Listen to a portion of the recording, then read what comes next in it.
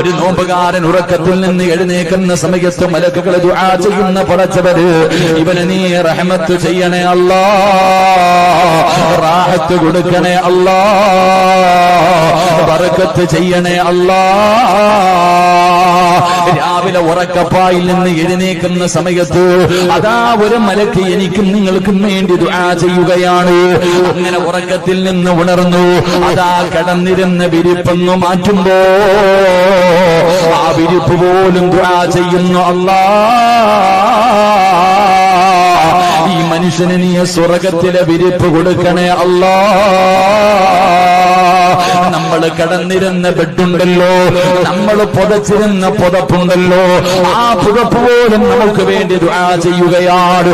അവിടെ നിന്ന് എഴുന്നേറ്റു, അല്ലാഹുവേ ഒരു വസ്ത്രമെടുത്ത് ധരിക്കുമ്പോ ഞാനും നിങ്ങളും രാവിലെ ഉറക്കത്തിൽ നിന്ന്